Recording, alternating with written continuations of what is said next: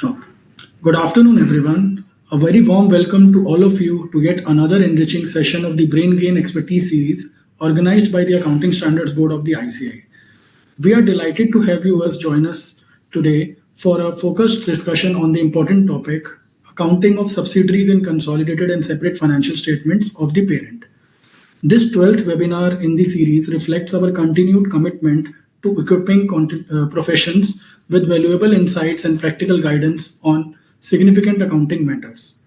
We believe that today's session will equip you with meaningful insights, practical approaches, and real world applications in the accounting of subsidiaries in consolidated and separate financial statements, enabling you to address complexities, enhance transparency, and ensure compliance in financial reporting.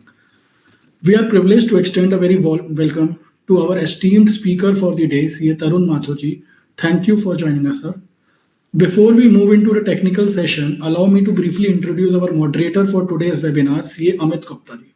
CA Amit Gupta has a total experience of more than 5 years of post-qualification experience, including more than 4 years experience with a Big Four chartered accountancy firm. He is currently working at one of the Big Four as a deputy manager in the accounting advisory team.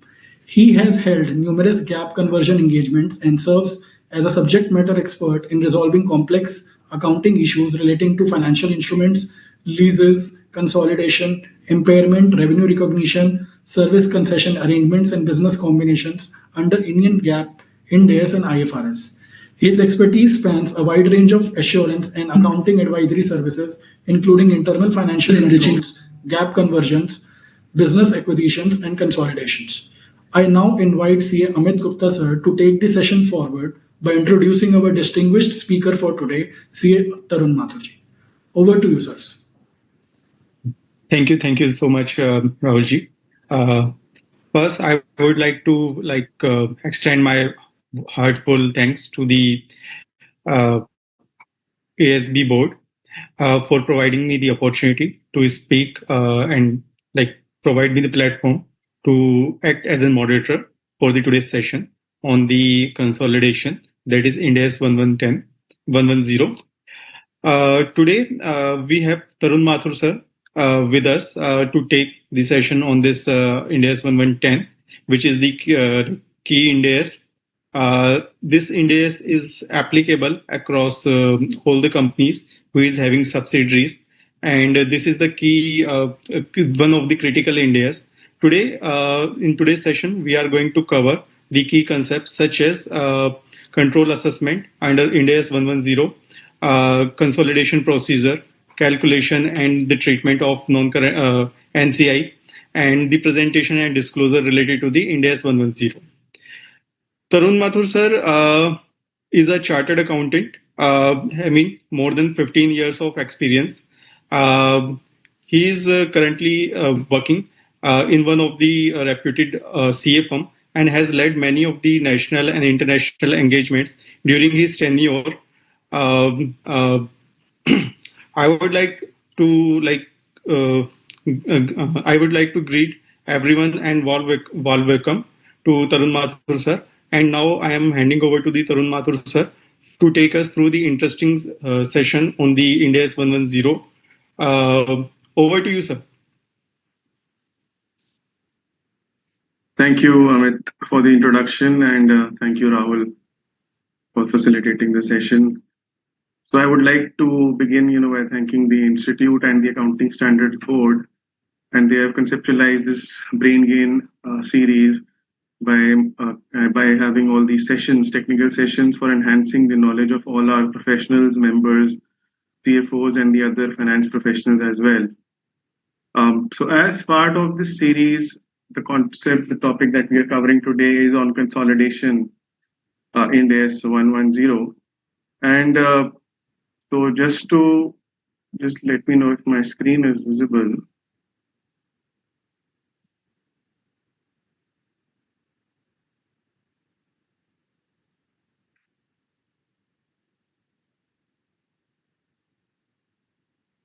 Is it visible now?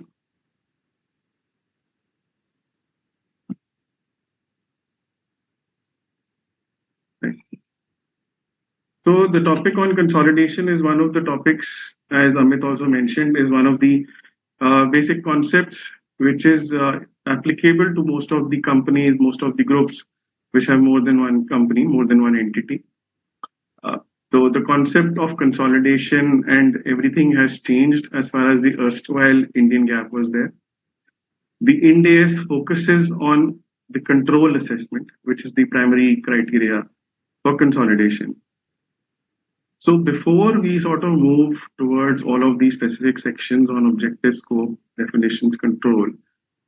So if we briefly, try to understand that what should be consolidated. I mean, whether it should be voting rights should be the criteria. What should be the criteria as such, which is required for consolidation? So, as a logic, what logic says is that what gives power and what gives variable return, right? Now, beyond this, the first thing that comes into picture is the decision-making rights, the relevant activities of the entity. So when we talk about the investee, what are the relevant activities of the entity which is being consolidated, which is being acquired, and what would be the relevant decision-making rights relating to them? Who will be taking care of the operating and financing decision-making? Now, operating, financing, investing decision-making may be with one party, may not be with one party, it can be with multiple parties. So it is just these set of questions, if we go into more detail and try to answer them one by one, we get to a point that whether there is control or control is not there.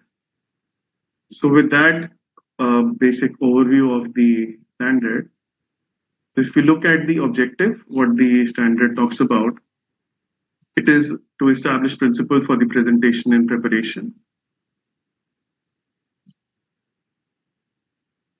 And to meet this objective, the main criteria which needs to follow is, first is define the principle of control. What is control?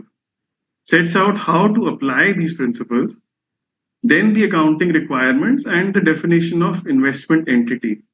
So we will come to a point that why we are specifically talking about investment entity, because that gets scoped out. So if we move further from here to the scope, exemptions and the exceptions part. So to understand the standard in more detail, first we need to understand what is covered within the scope of Ind AS 110. So what the definitions talk about is that an entity that is a parent is required to present consolidated financial statements. But is it applicable to all the entities, that any and every entity which is getting acquired will be required to present consolidated financial statements? No, there is exemption which applies to the parent if it meets all of the following conditions. So if there are owners that do not object for the preparation of the CFS, so it is a wholly owned subsidiary or a partially owned subsidiary of another entity, and all the other owners, including those not otherwise entitled to vote, have been informed and they do not object to the parent not presenting CFS. This means none of the entities are objecting to preparation of the CFS. It should not be a listed entity or in the process of listing. It should not be having any debt or equity which is listed in the market. And it should not be in the process of listing. So any entity which is going to the process of listing is also getting, public funding and will be liable to the public at large.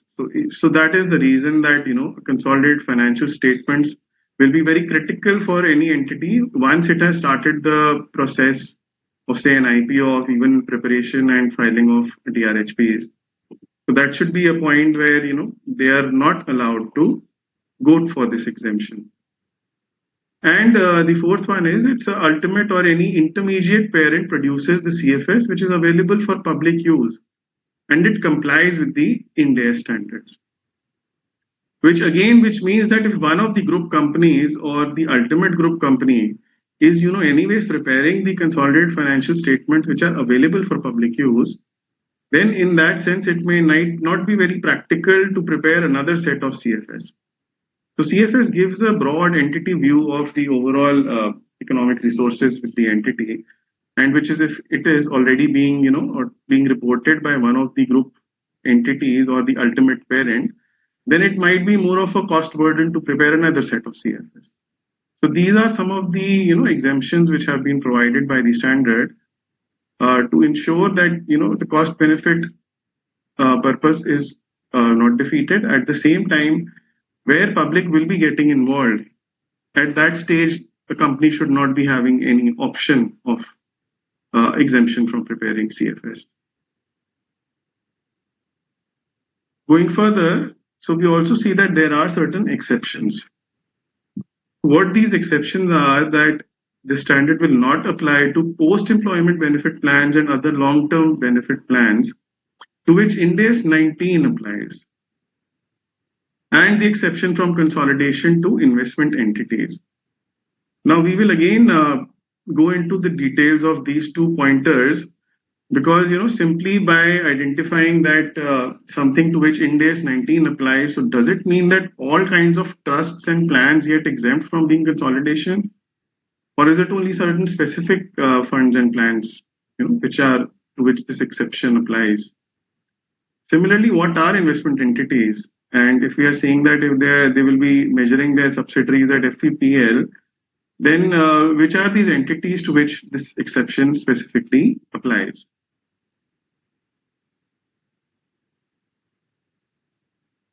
So here is a small case study to understand some of these concepts. So let's go through this. This is the structure of a group which is headed by a company X. Company X, which is a listed entity in India and prepares consolidated financial statements as per the requirements of Ind AS. A is an unlisted entity and is not in the process of listing any of its instruments in the public market. And X does not object to A not preparing CFS. Whether A is required to prepare CFS as per the requirements of 110. So what we need to understand here is that X is already preparing.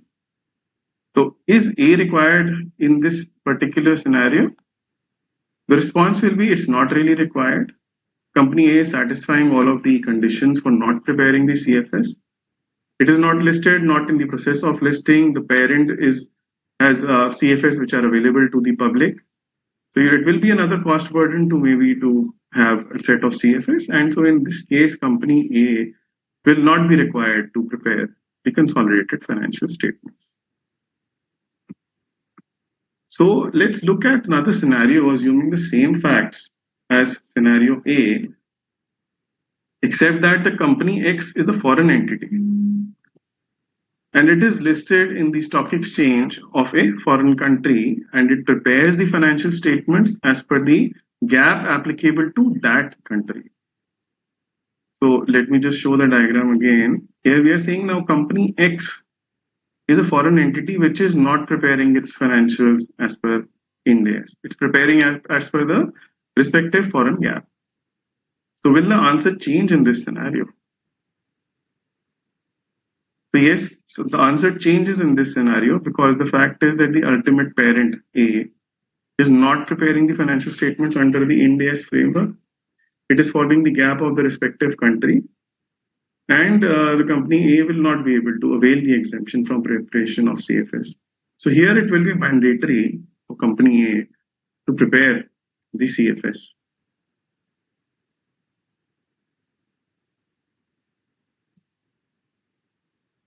Now we have the same facts as per the scenario A, except that 100% of the investment in company A is held by an individual, Mr. X, instead of the company X. Now, how does this change the scenario when we are talking about the ultimate parent not being a company, but an individual? So here it will not be able to avail the exemption because it will not be preparing the financial statements as per Ind AS. So here, because X is an individual, they will not be preparing the financial statements as per Ind AS. So this specific exemption will not apply. It can only apply if Mr. X was in some scenario preparing certain financials as per the Ind AS standards. So we have another very interesting case study which talks about whether a company which is required to consolidate its subsidiary, which is an LLP or a partnership firm. So will the answer change if the investee is, an LLP or a partnership firm and it is not a company?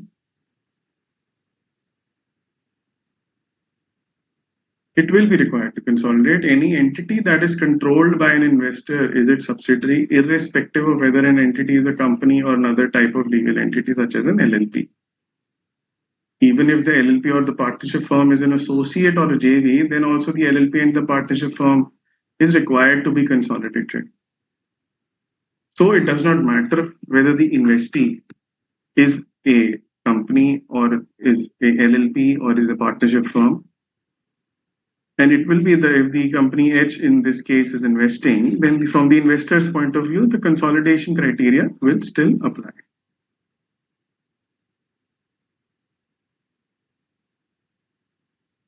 Now moving further, so this is one interesting topic where we always talk about trusts and plans and gratuity plans and PF trusts. So there are a lot of companies who have their private PF trusts or gratuity plans, say with LIC, right? They are covered. So whether these plans are covered under the scope exception under 4A, and whether other plans also, such as the ESOP trust or a CSR trust, will that also get covered under the specific exception?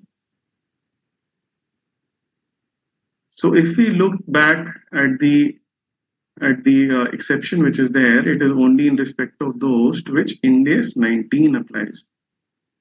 So the fact that the gratuity plans or the PF plans or the pension plans, such particular PF trusts, gratuity trusts, will be definitely exempt because they are covered under Ind AS 19. But other like ESOPs or CSR, they are not covered under Ind AS 19.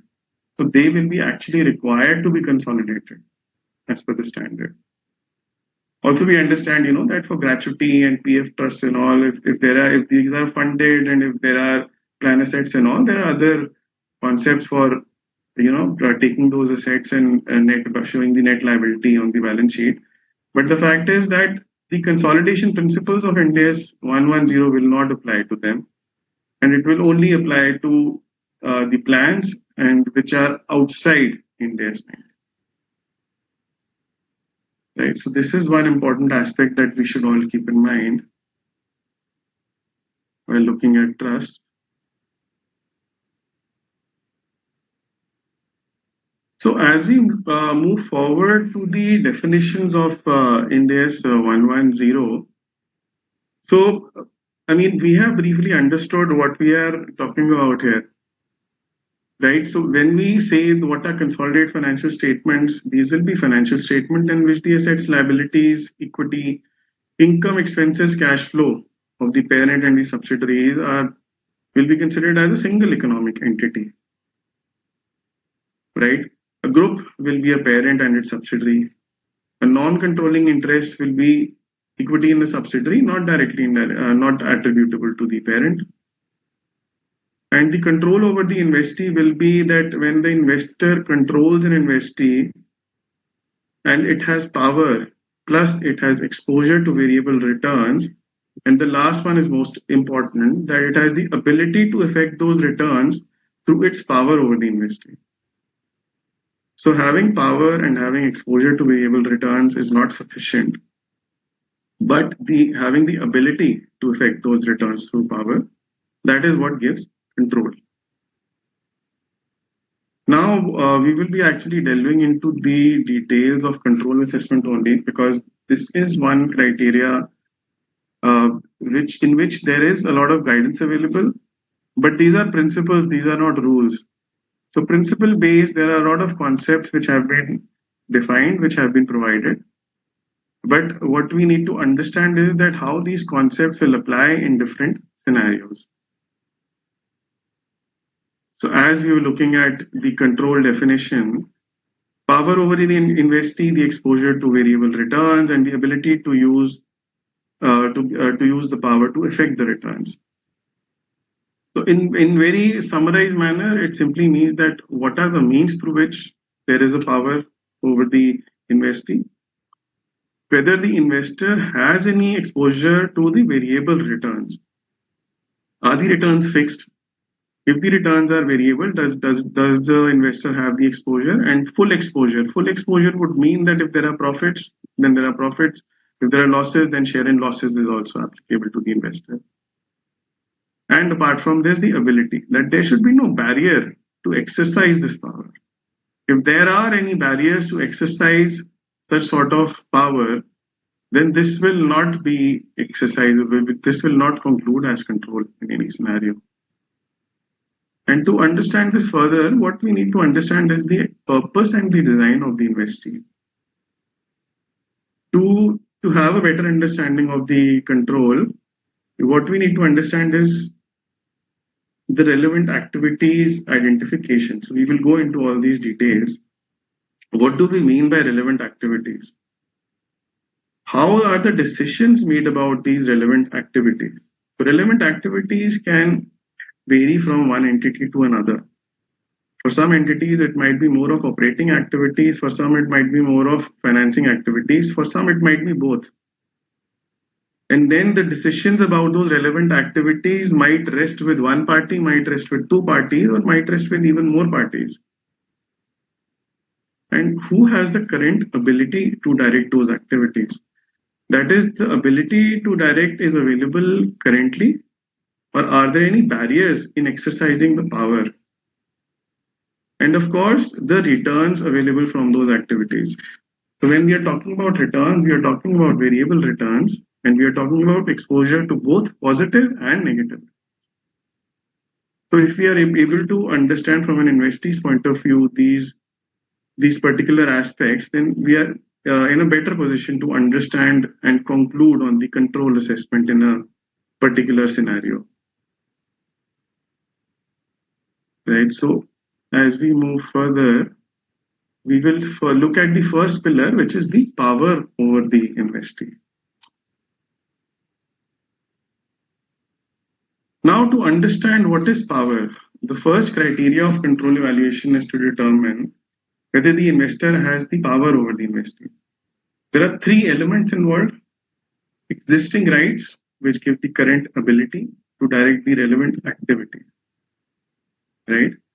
When two or more investors have the current ability and those activities occur at different times, the investor shall determine the investor who is able to direct the activities that are most significantly affecting those returns.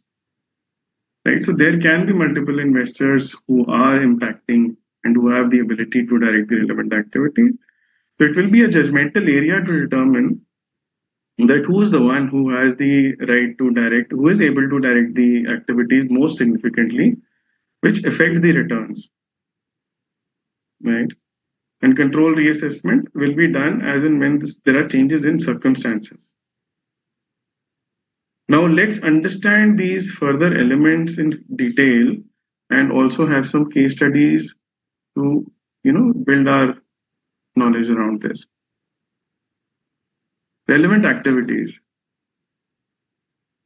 Now, if we don't look at these specific boxes, the basic criteria or the basic grouping is into operating, financing, investing. What is important to understand is that who is having the control, or you can say power, to affect these relevant activities. Right? Now, out of these, operating, financing, investing, for the entity, for the investee, which are the ones which are most relevant? Are these operating, say, selling and purchasing of goods and services, or it can be financing or investing? We are managing financial assets, selling, acquiring, disposing of assets, R&D of new products, determining a funding structure, establishing operating and capital decisions of the investee, operational budgets. These can be capital capex budgets, right, or funding budgets. So these are all different sort of activities, which can be categorized into operating, financing, investing. And it is important to identify which of these is the most relevant to the investee. appointing, terminating, and remuneration of investees' KMPs. So even this can be one of the relevant activities, but it cannot be a single activity which is always a determinant. It always has to be looked at from a group of activities.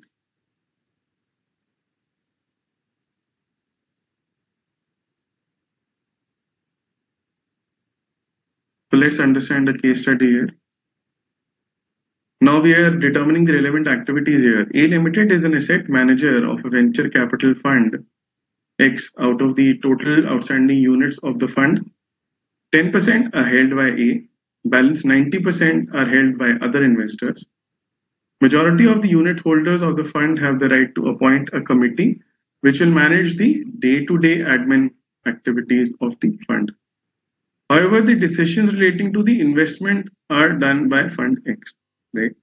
The question is quite clear in terms of the operational activities are done by the majority of the unit holders. They will be having the right to appoint a committee. So only the majority will be able to decide the operational activities, but the investment decision making has to be done by the fund manager, which is the A in this case.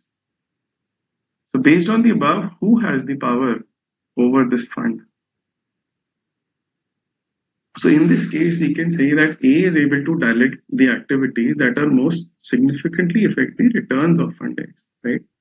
Because this is a fund, so decision maker, asset managers' decision making will be key to determining what are the kind of returns which are happening, if the fund is profitable or not, there will be more investors or not in that. So the key decision making, the key relevant activities here are the investing activities which are managed by the asset manager.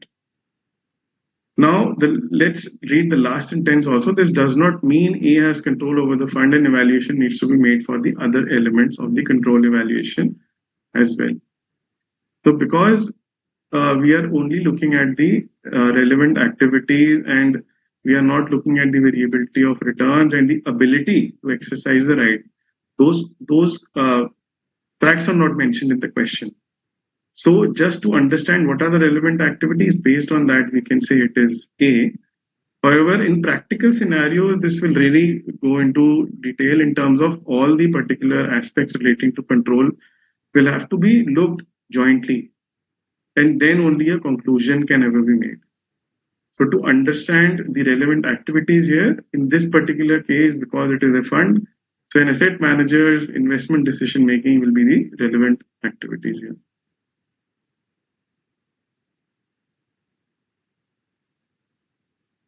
So as we were discussing that there can be different investors having ability to direct different relevant activities. So let's see a particular example on this. A and B have formed a new entity AB for construction and selling a scheme of residential units consisting of 100 units. Construction will be done by A and it will take all necessary decisions related to the construction activity. B will do the marketing and the selling related activities. And it will take all the necessary decisions relating to marketing and selling. So here also both the investors, the decision making has been clearly segregated. Construction will be with the A Limited and the marketing and selling will be with the B Limited. So out of these entities, who can we say has power over the AB Limited? Now, if we look at identifying the relevant activities, we can say that there are mutually exclusive relevant activities to which both have the rights, right?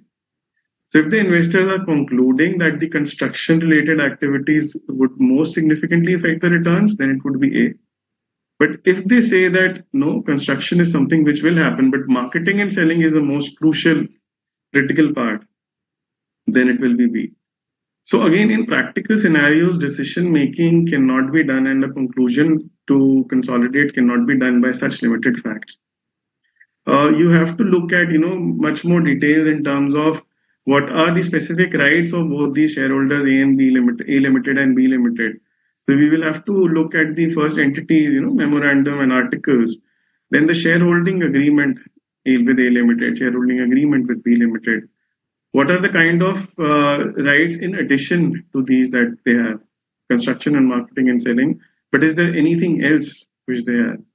then the fact of exposure to the variability of returns, then the fact that whether all these rights are currently they have the ability to exercise, or are there any barriers?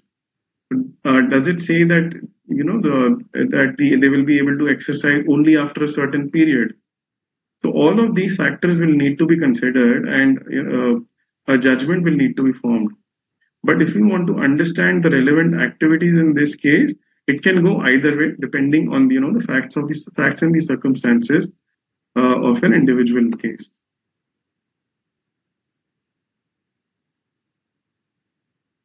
So here we have again a similar case. AB Limited owns 50% voting in XY. The board of XY consists of 6 members, of which 3 directors are nominated by AB, and 3 other investors nominate 1 director each pursuant to a shareholders agreement between them. All decisions concerning relevant activities are taken at its board by a simple majority. As per the articles, one of the directors nominated by AB chairs the board meetings and has a casting vote in the event that the directors cannot reach a majority. So again, in terms of the facts, if we look at that, we are seeing that there is one shareholder holding 50%. Out of the 6 members on the board, they have control over three of their directors are there on the board. On the board also they have 50% nomination, but the decision making is always done by a simple majority. Right? There are other 3 investors who have appointed 1 director each. Now, if we look at what is highlighted here is that one of the directors nominated by AB Limited is the chairman of the board and has a casting vote. So a casting vote simply means is a tiebreaker vote. So a casting vote, and this kind of right normally exists with a lot of companies in India and abroad, where if there is a tiebreaker, if there is a tie between all the in any sort of decision making 50-50, then who will have the right to finally decide on this? In this case, the director nominated by AB Limited does, right? So again, the solution here will be that AB Limited has control. And this is very important to understand that just by virtue of a casting vote, the power is coming. Here we are not talking about the voting rights. We are not also talking about how many directors are there, or we are not talking about the relevant activities, decision making, but just the fact that there is a casting vote which is available with one of the shareholders, and the tiebreaker vote is available. So that is what is giving the right to the shareholder and giving the power to the shareholder. So here, I will also talk about a practical case and scenario which I've actually dealt with. And in that case, the scenario we were supposed to, again identify from a entity's memorandum and articles, as well as shareholder agreements are provided to us. And based on the memorandum, articles, shareholder agreements, composition of the board of directors, we were supposed to identify that what will be the case here in terms of consolidation, who will have control.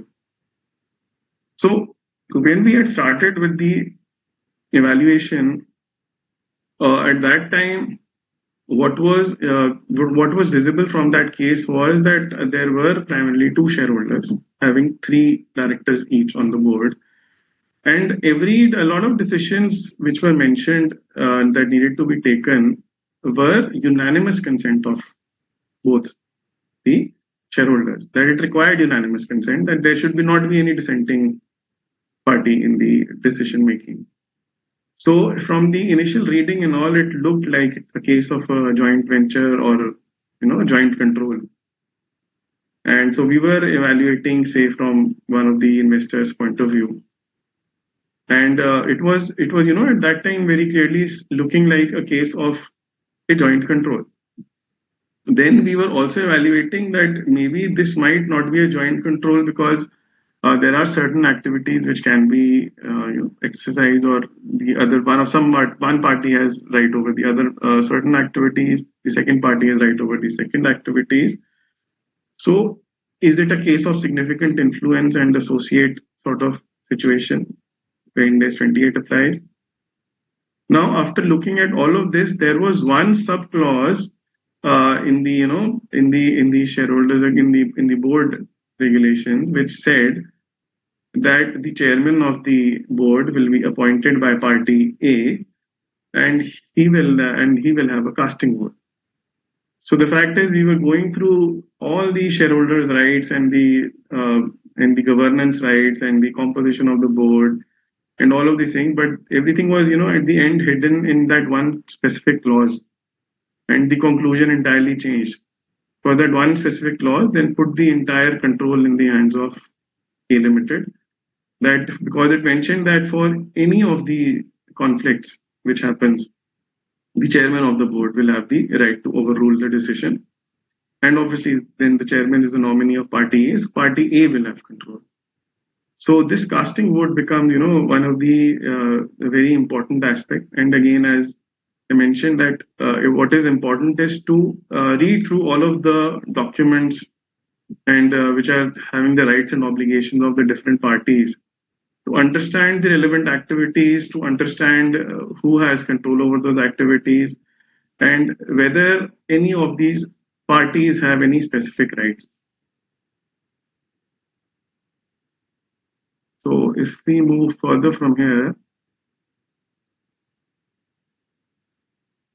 now let's try to understand the rights that give power to the investor. Now, to have power over an investee, the investor must have existing rights that give the current ability, right? Now, here we are talking about the same things, but what are those sort of rights we are saying? Let's take a simple example of voting rights, right? So it gives the power of investor who is holding majority of the equity share capital, right? So if there is a majority of voting rights and potential voting rights, then definitely it gives power to take care of the major decision making which is happening within the entity. Then if we look at other rights in terms of right to appoint, reassign or remove members of investees KMPs who have the ability to direct the relevant activities. So here we are talking about appointing, removing the members of the KMPs who have the ability to direct the relevant activities.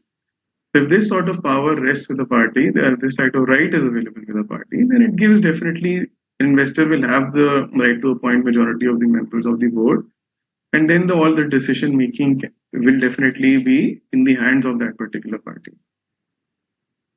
So a right to appoint or remove another entity that directs the relevant activity, right? So if there is another, if the investor has the right to appoint or remove an asset manager who takes decisions relating to the investment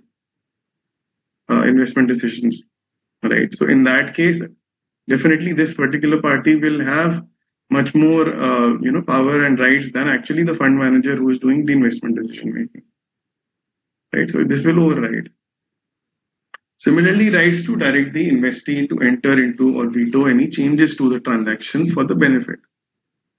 So again, if there are any rights available to veto, that means a casting vote sort of a situation where they are able to put certain transactions in its particular favor in the decision where they want, then it will also give power to the investor.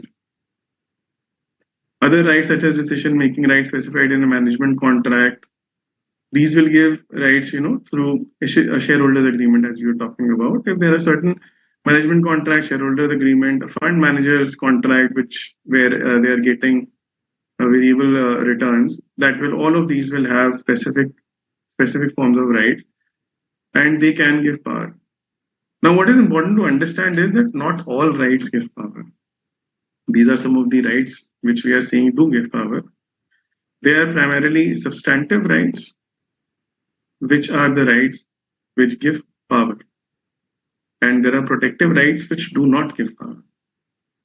So let's try to understand what do we mean by substantive rights. So for a right to be substantive, the holder must have the practical ability to exercise that right. And the assessment requires judgment. So, as you've seen that all of these concepts there is nothing rule based. Everything is principle based. So there is a lot of judgment involved, and one assessment can go one way, the other assessment can go the other way also. So let's understand some of the factors that need to be considered.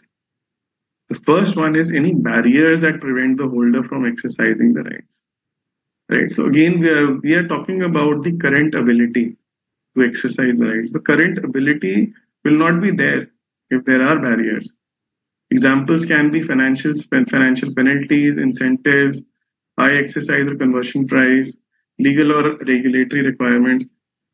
So if there are such high penalties or incentives, any of these which are applicable, then in that case, those rights will not be currently exercisable. If those rights are not currently exercisable, then these are not substantive rights, then the power will not be there.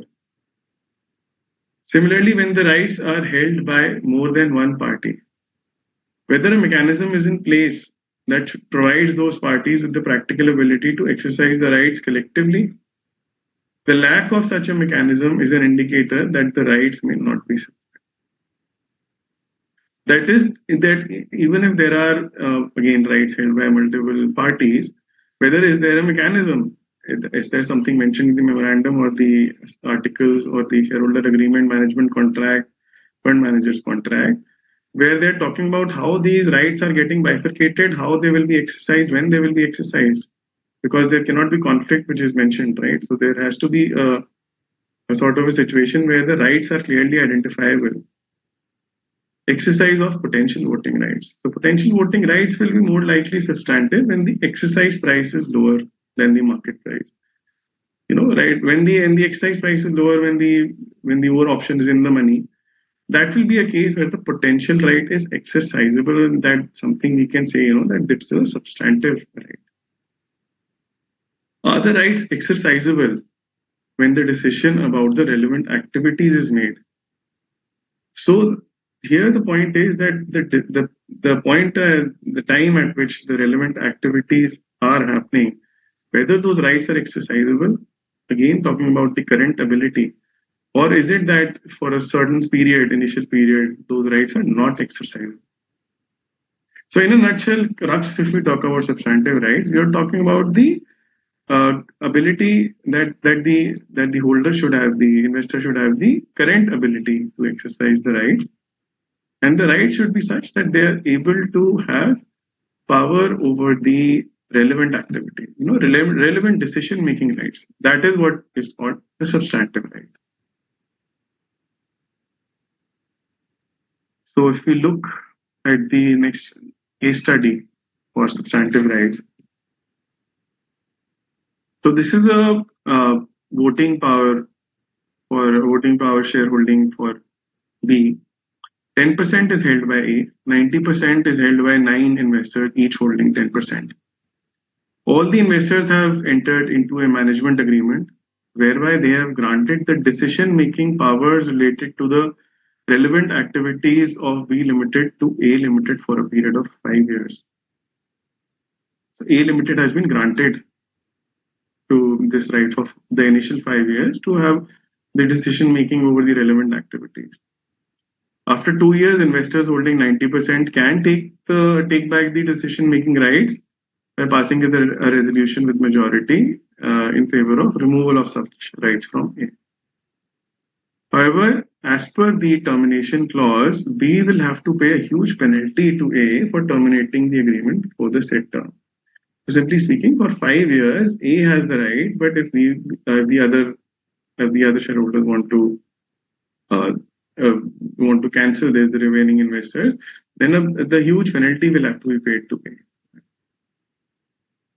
So let's look at this scenario. Let's look at the scenario B also. Assuming the same facts, but no penalty. There is no penalty required to be paid for terminating. Instead, there are only 4 investors which are holding 40% of the rights.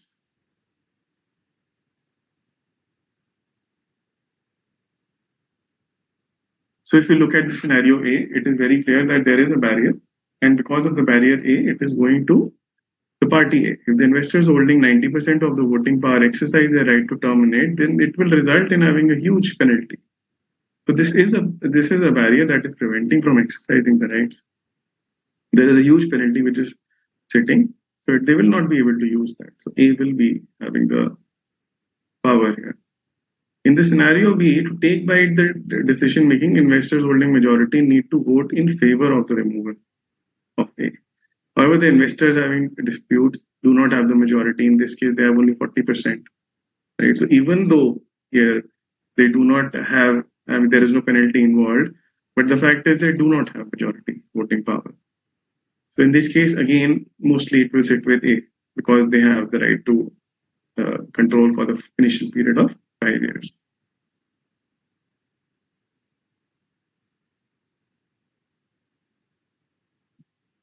So if we look at this next case, AB Limited owns 45% of the equity shares of BC Limited. It also has an agreement with some other shareholders holding 20% equity of BC that they will always vote in the same manner as AB Limited. The relevant activity of BC are controlled through voting rights, and a simple majority is required for all the decision making. Whether the voting rights owned by AB Limited, together with its contractual arrangement with the other shareholders, gives the control of BC Limited to AB Limited. In the present case, the contractual arrangement gives with the other shareholders says that 20% of the voting and the ones holding 45% will be going as combined because they will be following what is happening, what the initial 45% are doing, right? In this case, it is clearly mentioned that there is an agreement with the shareholders where those holding 20% will always vote in the same manner as AB. So in effect, there will be 65% which is held by AB. Thus, AB has the right to direct the relevant activities. So again, here, there is no set pattern. There can be different mechanisms. There can be different ways. And to understand where these terms are, we will have to go through all of the documents, all of the governance documents of the entity to understand what kind of arrangements are there, not only with the company and the shareholder, but between each of the shareholders. So if there are agreements between the shareholders, there are agreements between the shareholder and the fund manager. All of those will need to be, validated to identify if any of such clauses, any of such rights do exist. Because a small point might be creating a barrier. A small point might be creating additional rights for the shareholder. So this is why all this will be critical to identify the substantive rights. Now that we have understood substantive rights, what is very important to understand is that not all rights provide power.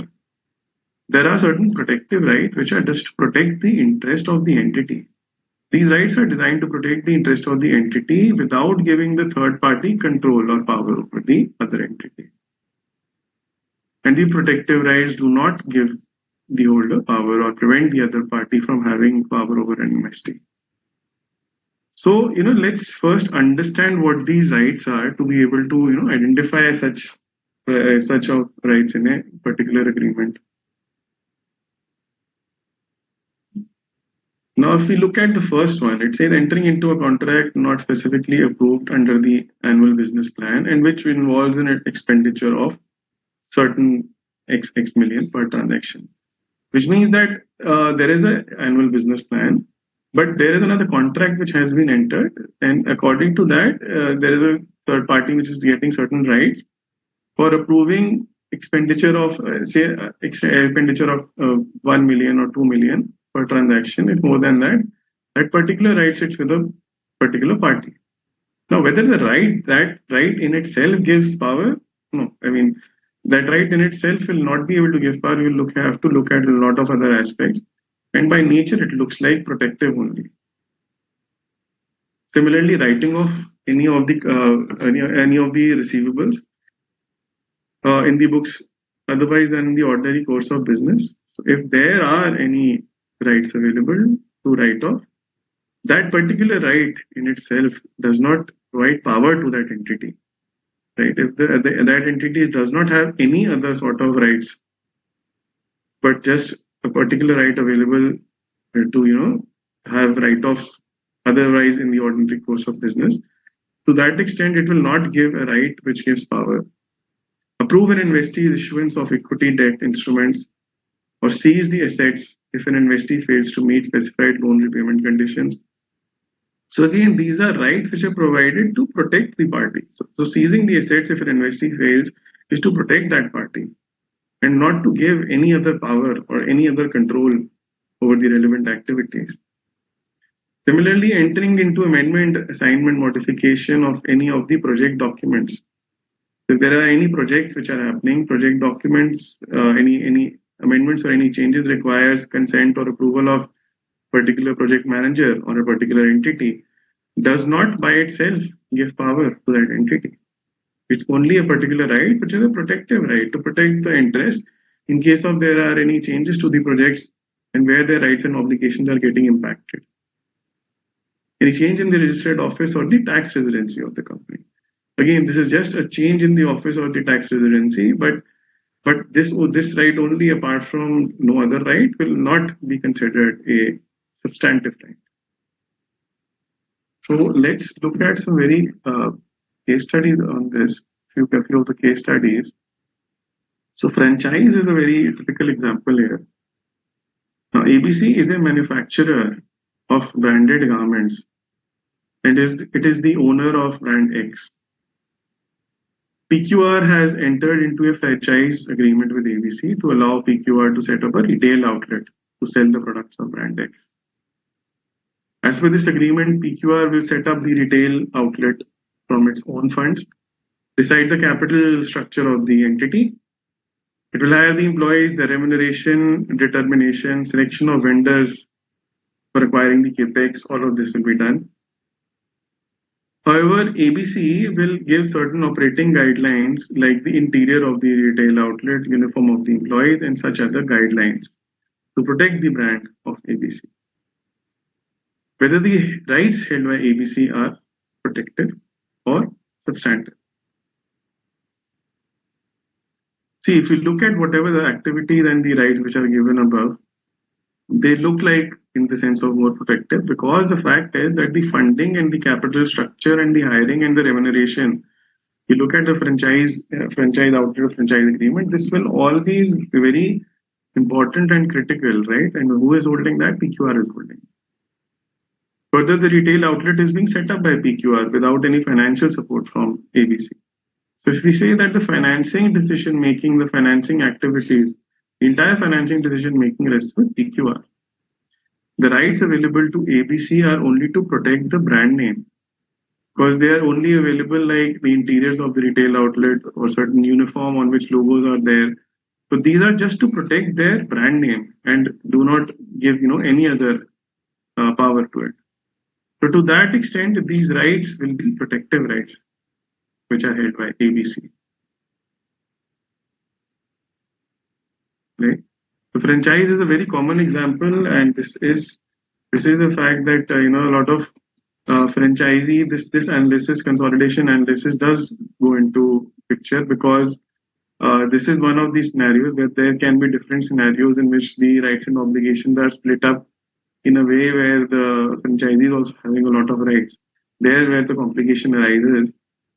But in franchise, this consideration has to be done, that who will be able to consolidate, who has the power.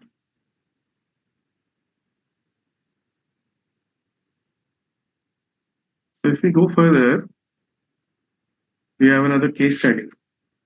Now an investor has determined that approving the annual operating budget of an investee is the most relevant activity. The operating budget is detailed and the management has little latitude to deviate from the budget. The investor has the right to veto this annual operating budget. If that investor does veto the budget, management of the investee must redraft and repropose the budget and resubmit the budget to the investor. Whether veto right held by this investor is a protective or a substantive right in this case. So in the present case, what we are saying is that since approving the annual operating budget is the most significant activity, a veto right over the annual operating budget would not be considered as protective, right? Because annual operating budget is the one which is the most relevant activities. Any party who has control, power over this, such rights will never be protected. They will be substantive only, because that is really giving control and power to the investor. So again, the veto rights, the casting votes need to be clearly evaluated, because these veto rights might be protective in nature, protecting the party. But if they are veto rights in such a case where the entire operating budget can be vetoed by the entity, then in this case, such rights will be substantive rights.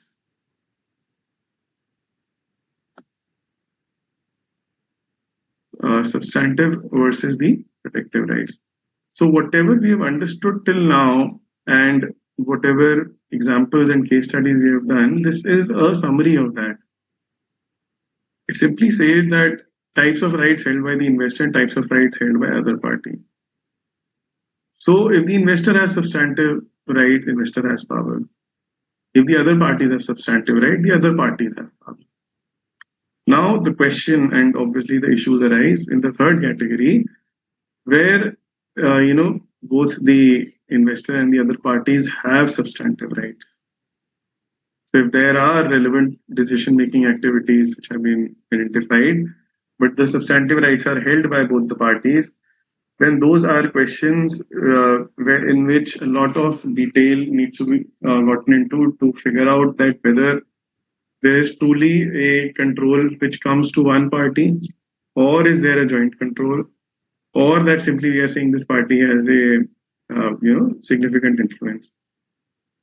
So again, in this sense, I can talk about a particular scenario where in a hotel industry, this is quite common. So in the hotel industry, you will have the hotel owner and you will have the hotel operator. So hotel owner can be one party, one brand, and the operator can be another brand or another party. Construction is done by the owner, and then they keep the brand, and then for the day-to-day operation, generally the operator is another party which is entered into. Now, if we understand from simply based on this simple fact, what we can understand is that the owner will have the financing and the investing activities right, the decision-making right, because he's the one who has the funding and everything is being set up by the owner in terms of the construction and the hotel, all of that funding and expansion and all. But at the same time, there is a hotel operator who comes into picture, who has been given the entire operating activities, day-to-day operational activities. Now, for a hotel, a day-to-day operation activities are quite critical, in terms of how they are managing the entire F&B to the entire room rents, how that is being managed, what are the kind of revenues, what are the kind of cost structure, and if the operator is having all the power around it, that is still a substantial power. Right? Now, if we talk about the returns, of course, the returns available to the investor, to the shareholder or the owner is in the form of dividends and all, or the profits. Now, the returns which are available to the operator are in the form of a percentage. Right? They might be getting a percentage like a fund manager does, and that percentage will always be fixed plus variable. There might be a base percentage, but there might be a variable percentage which can be based on the rent, on the room rent, on the F&B revenue, on the total revenue, on the EBITDA of the hotel, on the positive cash flows of the hotel. And this can vary from month to month. So it can be a 15-day window. It can be on a monthly basis that this is being determined. So what is important to understand here is that there is exposure to variability of returns by the operator also. And the operator also has, power in terms of her day-to-day operations are being completely independently managed without any intervention from the hotel owner. So in this case, practically it became a very difficult scenario. And of course, we went into a lot of deliberations and other details to identify that whether the shareholder can be only owner can be said to be only a only a party which has significant influence, or is it a case of joint control, or is it a case of complete control which is available? So, I mean, practically what happened was that the owner was ultimately determined, but that was after a lot of deliberations and a lot of rights and obligations and exposure to variability of returns and going through all of the aspects in determining that the financing and the investing activities and the other exposure to variability of returns, all these were in one favor, which is going to the owner. But the fact is that there can still be certain situations, and it can depend from each hotel to another, where an operator might also have some sort of leverage.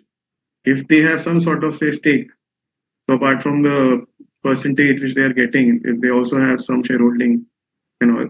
So all this can change the scenario. So the scenarios, in case of a hotel, will never be the same from one hotel to the other.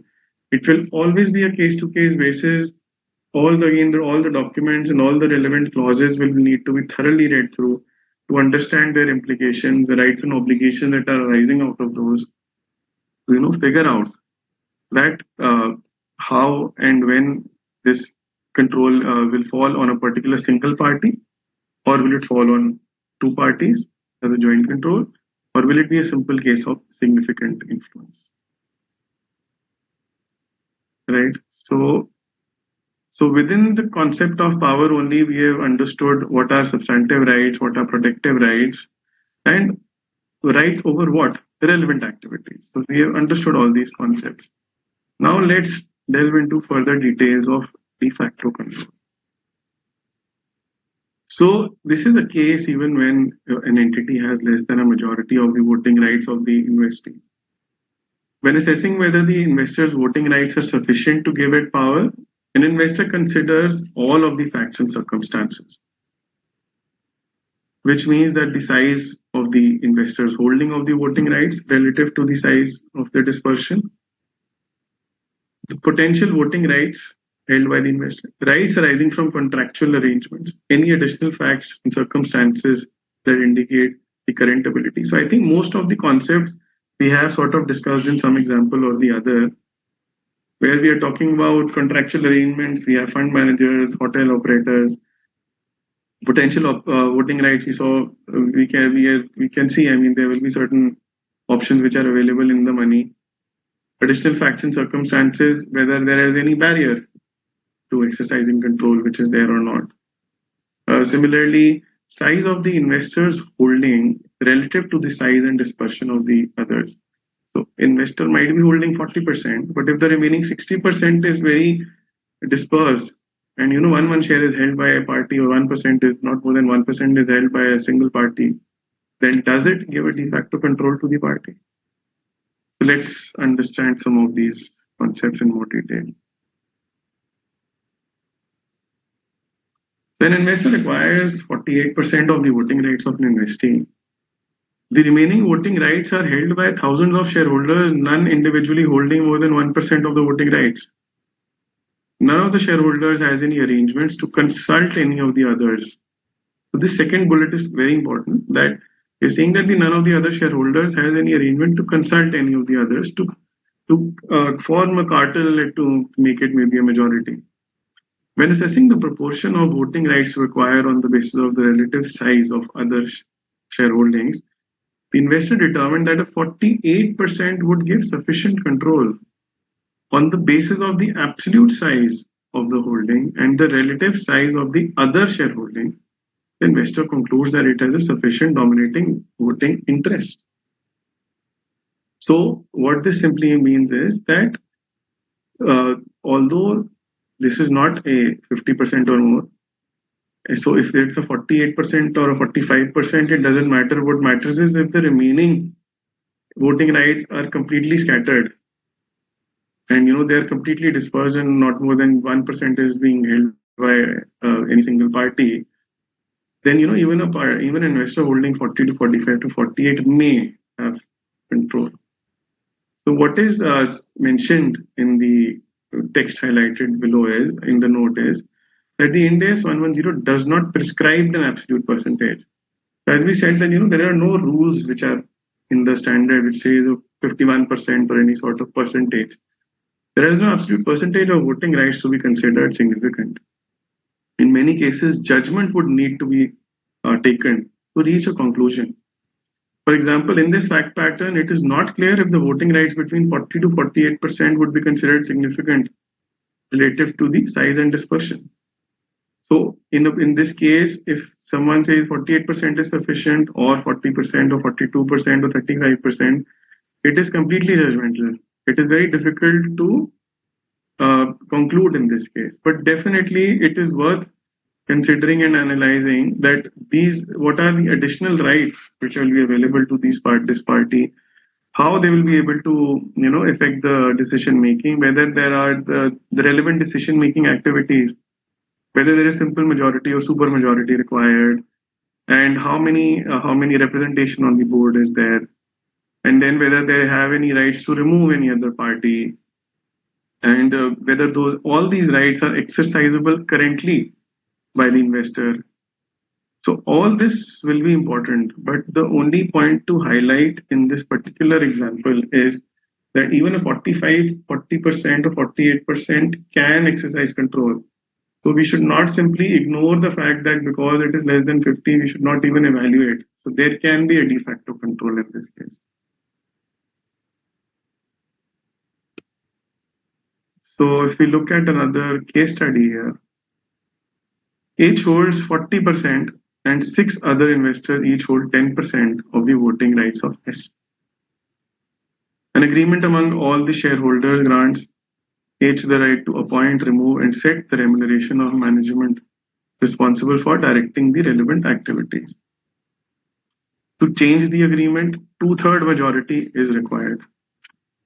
Thus, entity H cannot be divested of its contractual rights since the combined voting power of all the shareholders falls short. Does H have power? So in the present case, the absolute size of H and the relative size of the other shareholdings are not conclusive. It is difficult to conclude just by these simple facts. H seems to have the edge because they have contractual right to appoint, remove, set the remuneration of KMPs responsible for directing the relevant activities. Right? The fact that H might not have exercised these rights or the likelihood of H exercising the right shall not be considered. The third bullet is basically talking about whether it has exercised or not exercised is not relevant. The ability is important. It has current ability to exercise. Whether it chooses to exercise or not is not the relevant factor. So here it is difficult, very difficult to conclude. But again, definitely it's worth giving a thought, and analysis will be required to identify that does H, along with the other facts and circumstances of the case, is able to exercise, influence over S in a manner that it can be said to have power over and control over it.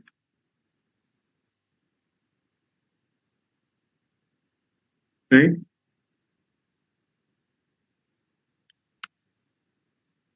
So here, so we've completed the first part, which is power.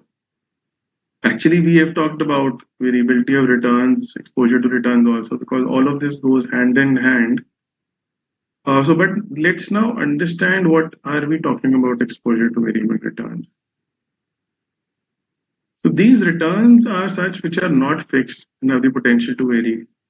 Now, the important thing again is in bold in the second line is that the variable returns can be only positive, they can be only negative, or can be both positive as well as negative. It should be noted that the term used is returns and not benefits. Returns includes direct returns and it can be synergies in the form of lower costs.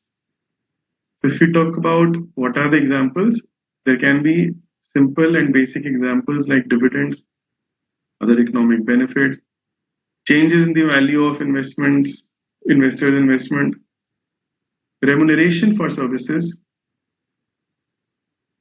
remuneration for servicing investees' assets or liability. Right. So if an entity is servicing the investees' assets or liabilities by forming an SPV and all, it gets a remuneration from it. So whether that remuneration is variable and it can give exposure to the variable returns from an investee. fees and exposure to loss from credit or liquidity support, residual interest in the investee assets, tax benefits, returns that are not available to other interest holders. For example, investor might use its assets in combination with the assets of other investees to achieve certain operating functions to achieve cost savings. So here we are talking about synergies. So the returns can be again in many forms. If we are trying to evaluate returns, then again it is very important to understand from each of the parties involved. So what this simply tells us is that we should not simply be looking at the shareholder. We should not be simply looking that party A holds 40%, party B holds 40%. But if there is a fund manager, if there is another servicing entity for loans, for servicing an entity for loans, which is getting variable returns. So these are not holding any equity or holding any sort of financial instruments, but they have ability and exposure to returns. Correct. So exposure or variability to returns, if is available to such entities, and of course in addition to the power, then it can lead to control. So the variability of returns can be in many forms. This is what we need to understand.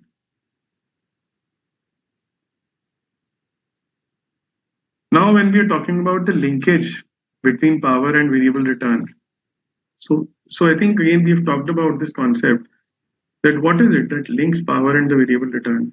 It is the ability. It is the ability to exercise power and control to gain exposure to the variable returns. So this is the summary slide which talks about it. In the first pillar, we have understood what power is, that determining which entity has power through voting rights, potential voting rights, to appoint KMPs who have control over the relevant decision-making rights, management contracts, any kick-out rights, right? Substantive, the rights should be substantive. They should not be protective rights. There can be de facto control also. So all these aspects will give power to an investor.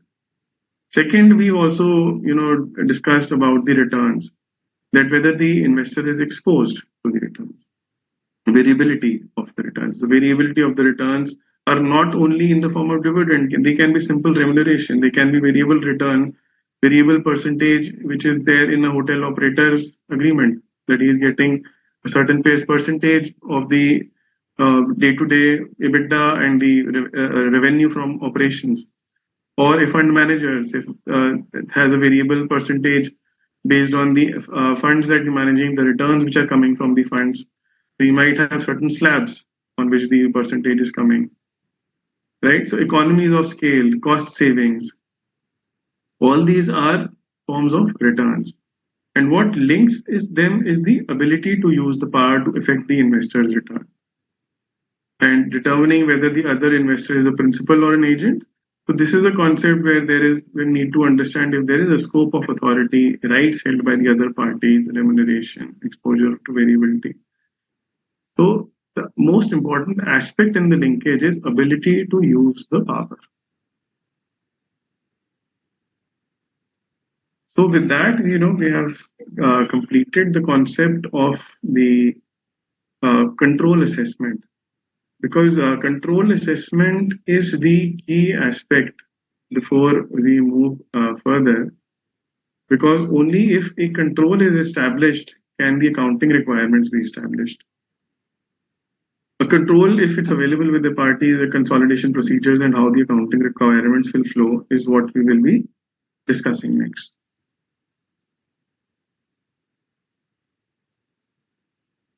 So a parent shall prepare consolidated financial statements using uniform accounting policies for like transactions and other events in similar circumstances.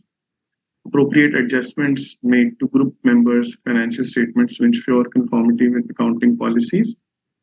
Consolidation begins from the day the investor obtains control and ceases when the investor loses control. And for the purpose of accounting, potential voting rights are not considered.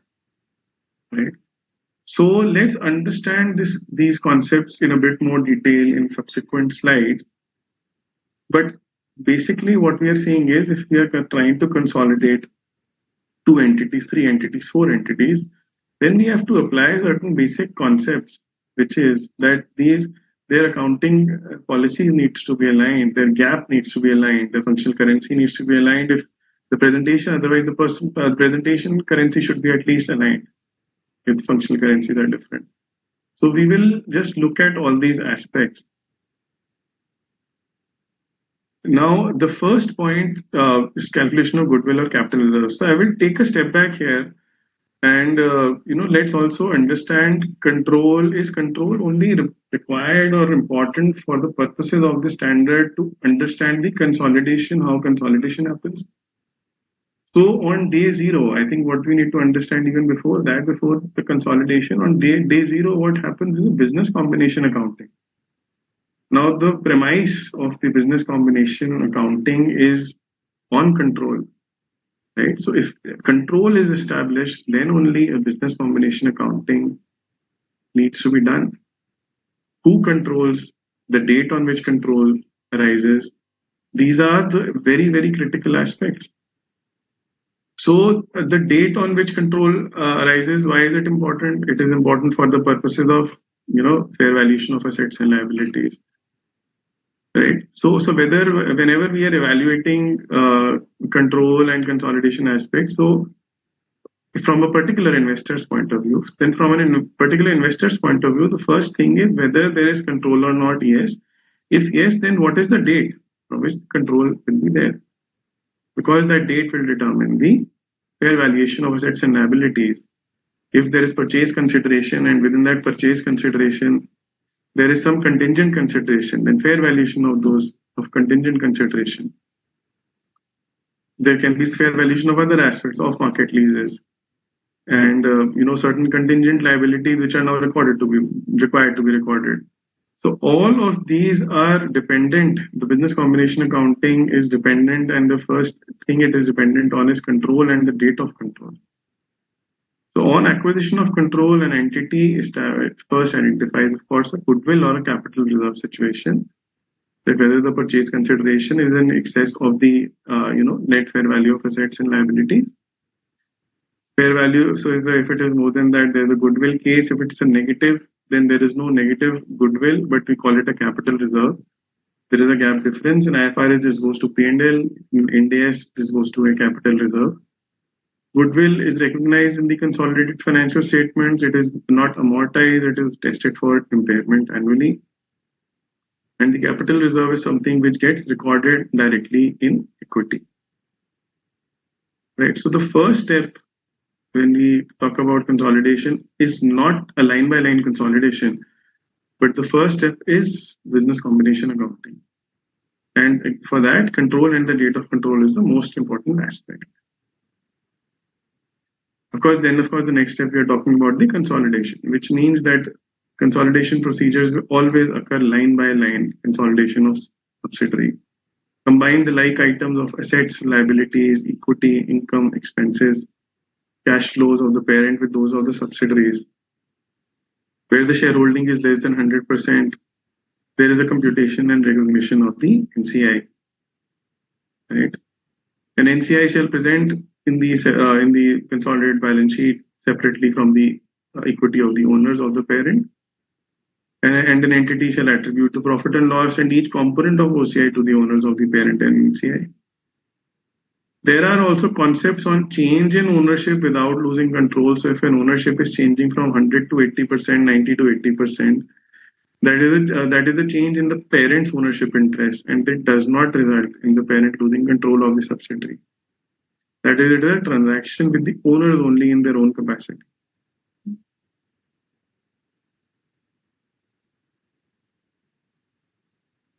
Elimination of parent's investment with subsidiary share capital. These are elimination entity of investment and share capital.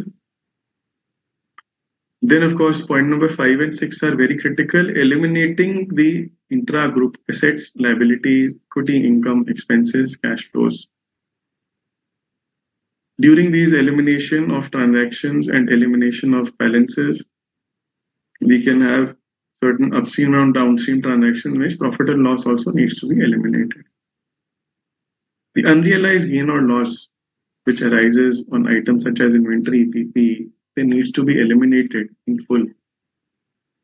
the deferred tax impact on such intra-group transactions also needs to be considered. So these are all the practical aspects in the consolidation where whenever an elimination is happening, the unrealized gain loss standing in the from the transaction, but say it is still in the inventory where the parent has sold certain stock to the subsidiary or subsidiary has sold certain material to the parent and it has certain inventory at the year end, then the profit needs to be eliminated. Right? Now, so what is another important aspect that we were just speaking about is the uniform accounting policies. Accounting policies will need to be aligned. Adjustments will need to be made if there are differences in accounting policy. Right? So these are all steps in the consolidation process. And when we talk about consolidation adjustments, I think the first few things that we need to consider is, of course, alignment of accounting policies we talked about, but also, if there is a gap adjustment which is required. So if it is a foreign entity, then there will be two very critical things. One will be a gap change from the respective local gap conversion to Ind AS. And second will be the impact of FCTR, right? Because they will have a certain functional currency and then they will need to convert to a presentation currency here. So uniform accounting policies and from a foreign currency, the particular aspects of FCTR and gap adjustment. This will be the most of the key adjustments which are required. There will be difference in the reporting period in the subsidiaries and parent CFS. We'll just discuss a point on this. Impact of unrealized profit losses on intercompany transactions we have discussed. Deferred tax we have discussed. There will be accounting for NCI which will be required. Business combination, that is the first thing which needs to be done. Transaction costs. In the CFS, it will be considered as a P&L item. It will be expensed off. It might be capitalized with the investment in the SFS. So before we move further, I think what is important here to understand is that the practical aspects of consolidation, whenever it is being done, there are a few things. So just imagine a group having 10, 15 entities, and most of them say are foreign entities. So first thing that comes is that whether they are operating on a common ERP. So it might be SAP, it might be Oracle, it might be some other ERP, it might be some ERP like Tally, QuickFix, QuickBooks. But the point is that these will need to be aligned. The chart of accounts will need to be aligned first, right? In line with how the parent's chart of accounts is looking like. So practically how it happens is that a common chart of accounts need to be built. Each of the GL codes of the respective and the trial balances which are coming will need to be mapped. Of course, if they are foreign, then of course they need to be converted. A gap conversion will need to be done into the presentation currency. And then the mapping into the common chart of accounts will be required to, have a starting point at least. After that, even before coming to the accounting policies, what will happen is when there will be concept of elimination adjustments and all, then there are practical issues around, audit adjustments or out-of-book adjustments which are there. So it might be that the last period end, which was done in some of the subsidiaries, the software was closed. There was some out-of-book adjustment entries. These out-of-book adjustments entries were booked subsequently. So all these will create certain issues when we will be doing the eliminations and considering the impact of adjusting entries. So that adjustment entries column we will have for each of these entities certain maybe audit adjustments, out-of-book adjustments after the period closure, which maybe got into the system in the correct period. So that needs to be reversed, right? Then of course, things like uniform accounting policies and all need to be considered before the trial balances are, incorporated and considered for consolidation. And then building up the common groupings and all schedule levels and considering what will be the disclosures and all at each level. So a consolidation is not simply a consolidation of the trial balances. It is also a consolidation of all the disclosures which are there, right? So whether all the relevant disclosures on gap conversion which are done, so all those disclosures will need to be consolidated as well. So this entire exercise is a mammoth exercise which needs to be done before a full set of consolidated FS is prepared. So let's look at one example for reporting period. So in case there is intragroup elimination and the parent and subsidiary do not have the same reporting period end. Now here what it mentions is that the parent shall consolidate. Of course, it is important to adjust for the effects of difference between the date, and the difference between the date shall not be more than 3 months. This is the period. And apart from that, of course, it will need to be drawn up to a period which is up to 3 months. And within that also, if there are certain significant adjustments, then those significant adjustments effects will need to be adjusted.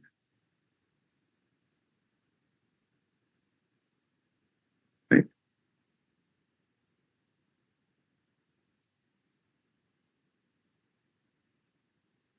Now, what we are mentioning here is continuous assessment. So I think again, this is also a concept which we discussed, that it is not a one-time exercise that we have identified that that a particular party has control. So that will stay for a lifetime. It needs to be evaluated continuously and as and when the facts and circumstances are changing. So any changes in the facts and circumstances due to which any of these aspects, power, exposure to variable return, any linkage, any of these gets impacted, then definitely the control and the control criteria will get changed. So a change in how the power over an investee is exercised, changes to the decision-making rights, right? When the relevant activities are no longer directed through voting rights, but instead other agreements. Right? So if there are changes in the decision-making rights, initially if they were through voting rights, but now there are new contracts and agreements and management contracts and fund manager and hotel operator agreements which are entered. So those will need to be analyzed, and there can be change in how the control or the relevant decision-making rights were being managed earlier, and now how they will be managed. Similarly, an event can cause an investor to gain or lose power over an investee without the investor being involved in that event. The investor can gain power over an investee because decision-making rights held by another party that previously prevented the investor from controlling an investee. They have lapsed. They simply lapsed those periods. Changes affecting the exposure or the rights to variable returns. Investor has power over an investee, can lose the control over an investee if the investor ceases to be entitled to certain variable returns. If the performance-related fees, contracts with the fund manager, with the operators, gets amended, not even terminated, but if gets amended and certain the ratio and the percentage of fees get changed, and earlier maybe the slabs in percentage, we had identified that they were significant exposure to variable return, and now they are not. So that can even lead to a loss of control or in such a case.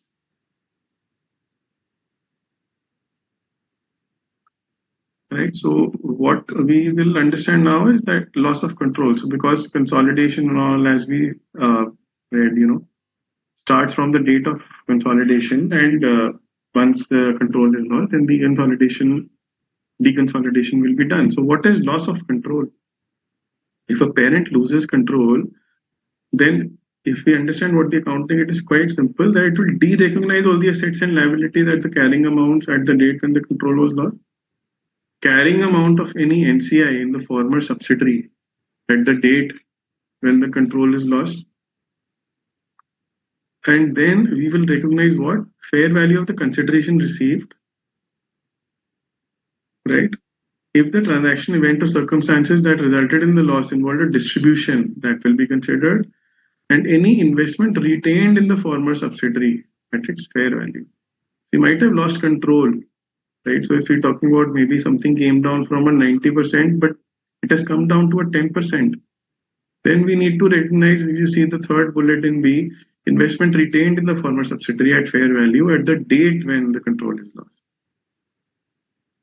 At the same time, it will be required to reclassify to profit or loss or transfer directly to retained earnings, if required by other Ind AS, the amounts recognized in OCI. Right. So if it's required by other Ind AS, these reclassification or reflushing from OCI will happen. And then resultant gain and resultant difference is required as a gain or loss, which is attributable to the parent.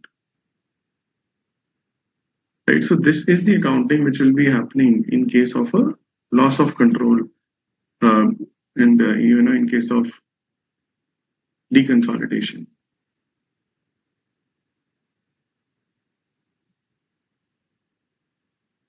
Now let's look at another case where entity X had two subsidiaries at the end of its previous reporting period, which it consolidated. And during the current reporting period, X disposes of its investment in both the subsidiaries and consequently does not have any subsidiary at the end of the reporting period. Is X exempt from the requirement to present? So we have already discussed this, that there will be no exemption here. The requirement would apply in those cases also where an entity does not have any subsidiary either at the beginning or at the end, but has acquired and disposed of during the period also. So there will be no exemption in this case.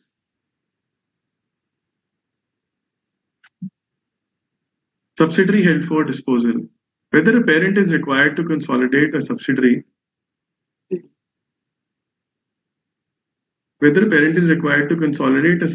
which has been acquired with intent to dispose it of in the near future. So the point is that whether they should not at all consider it for consolidation. So the response is that there will be no exemption. There is no exception for excluding from consolidation that it has been acquired with the intent to dispose. The fact is that it will be consolidated, but the Ind AS 105 criteria will now apply, right? Whether it is a held for sale, discontinued operations, those classification and criteria will be required, but it has to be consolidated.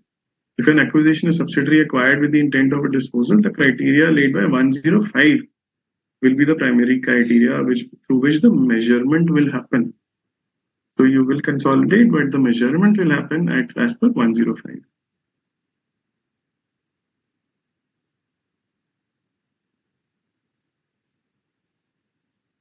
Now let's look at investment entity. Investment entity is something which we discussed that there is an exception available for consolidation. Now, what do we mean by investment entity?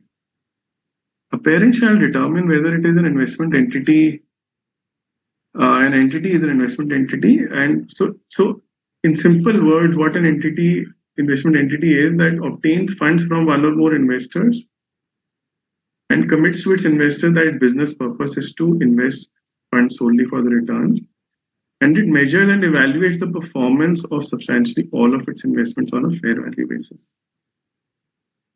Right, so investment entity where they are able to fulfill all the three criteria, and the first important being that measures and evaluates the performance substantially on the fair value basis is what is be considered as an investment entity. So why this exemption has been provided? Because there the FEPL accounting is being done. The investment entity shall measure the investment in subsidiary at fair value through P&L, and it shall not consolidate or apply the business combination accounting.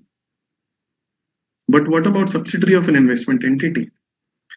If an investment entity has a subsidiary that is not itself an investment entity and whose main purpose is providing the services that relate to the investment entity's investment activities, it shall consolidate in accordance with Ind AS.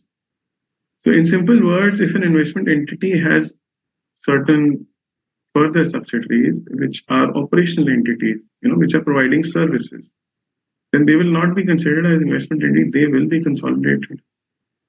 103 provisions will apply. The consolidation provisions will apply. So it's not that the entire investment entity group gets exempt, but if any of the subsidiaries are operational entities, that they are not in itself an investment entity and its main purpose is providing services relating to the entity's investment activities, then they will not be falling under this exemption criteria.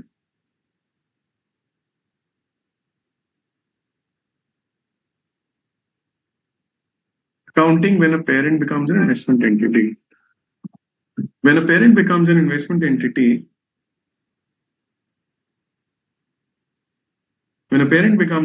entity, entity shall account for investment in subsidiary at fair value through P&L.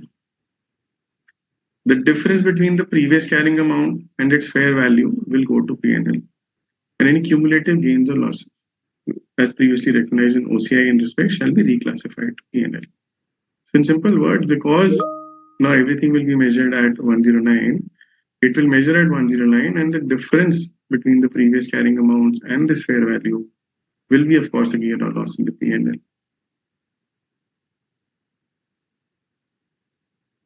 So A Limited holds investments in subsidiary X, and it measures its investment in Y in subsidiary at cost. A becomes an investment entity on April 2021. On that date, carrying value of the investment in X was 1 lakh. However, the fair value is 150. So what will be done? Gain of 50,000 will be booked. Assuming A was measuring such investments at FVCI, then what will happen is on the date of change, this A Limited shall reclassify this gain from OCI to P&L, because initially it was being booked in OCI. Now it will be reclassified from OCI to P&L. Right.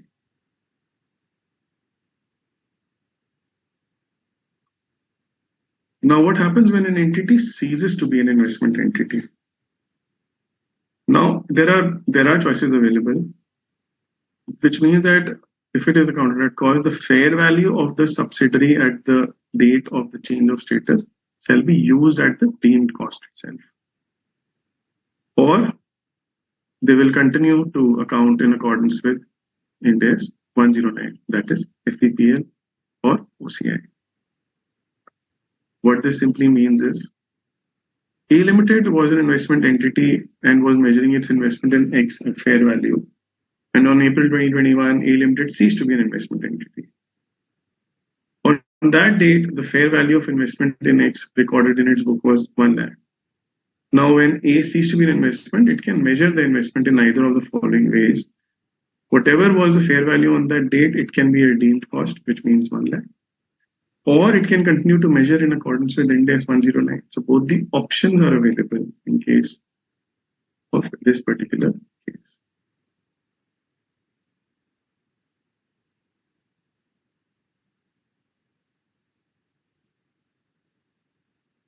Let's look at investment entity case studies. An asset manager has set up an investment fund for the purpose of acquiring capital contributions from various investors and investing those contributions in equity share of various entities for the purpose of earning appreciation on those investments. Following is the existing structure of the fund.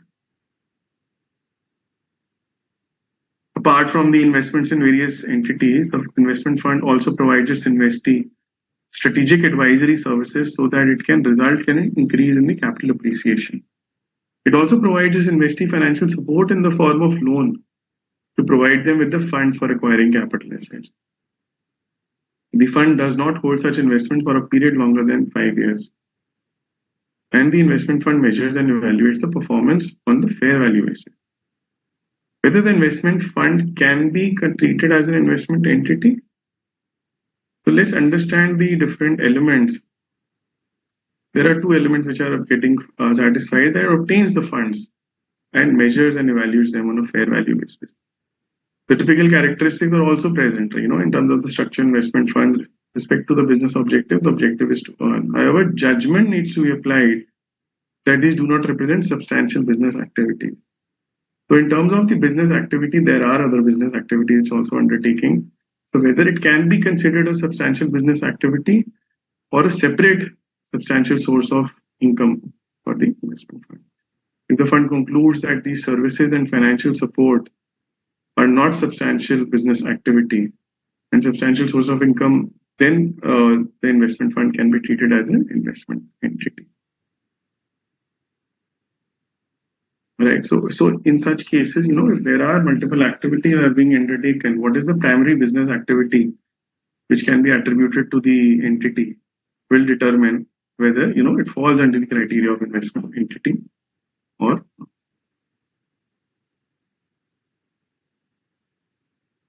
So with this, we can move to another. We have one more set of slides which are on the separate financial statements.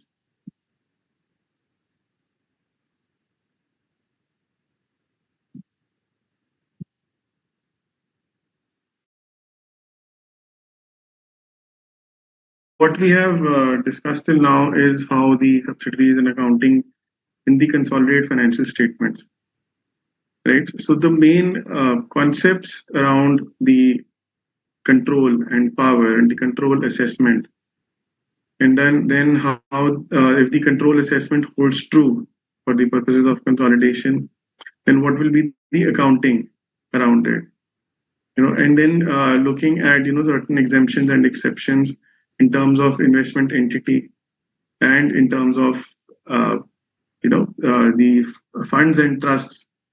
So where funds and PF funds and trusts can only be exempt, if they are covered under Ind AS 19. ESOP trusts, CSR trusts will not fall under that exemption, so they will need to be consolidated. What we are now moving on to the next point is on separate financial statements, which here what we are basically considering is that how will these investments be recorded in the SFS of an entity.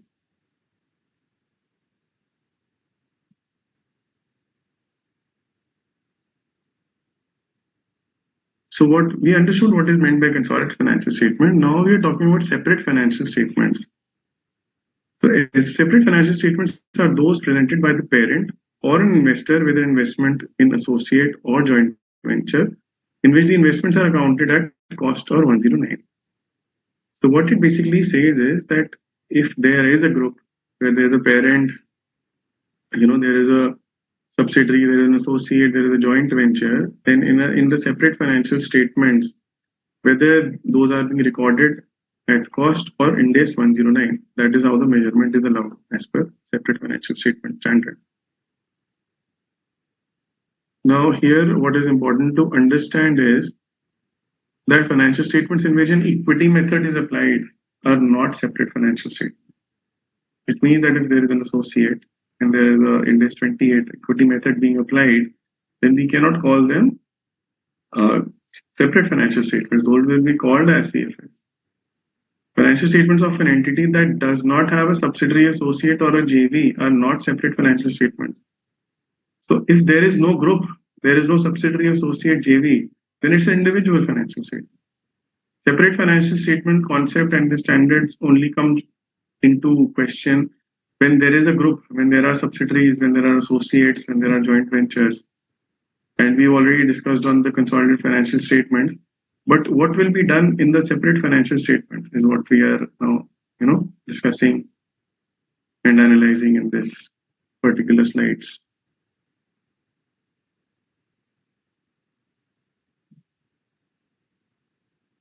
So as we saw in the definition only, the accounting will be either at cost or in accordance with Ind AS 109.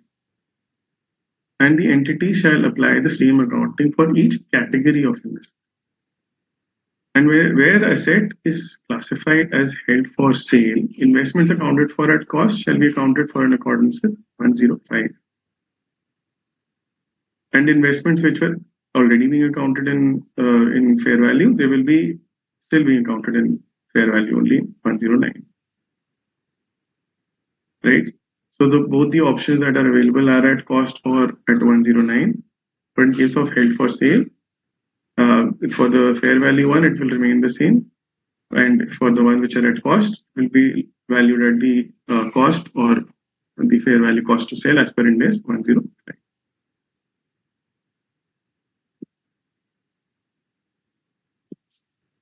An entity invested in a subsidiary and a JV.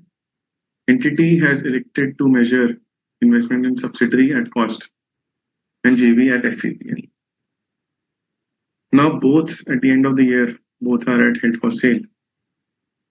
So as we saw that investment subsidiary which was at cost will be now measured as per 105 at lower of its carrying value or the fair value less cost to sell. But the investment in JV, which was already at FVPL in accordance with 109, will continue to be accounted at fair value. So because there is no change in the accounting for JV.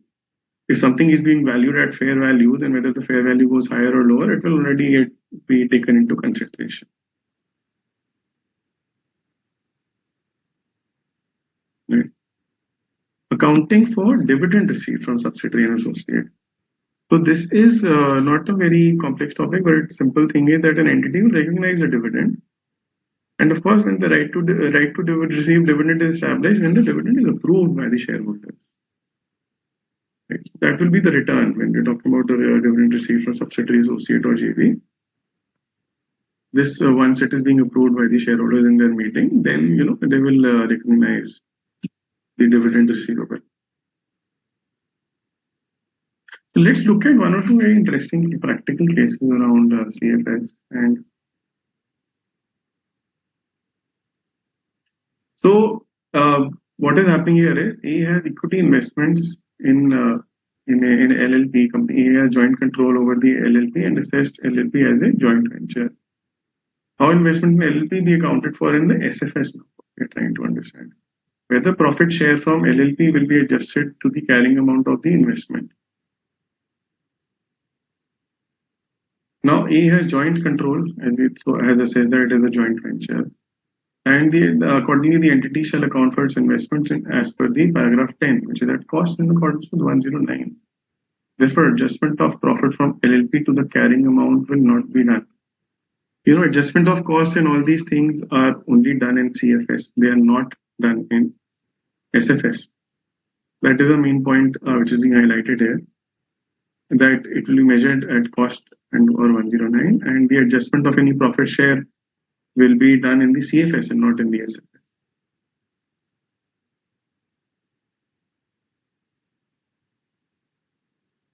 Investment in debentures in subsidiaries.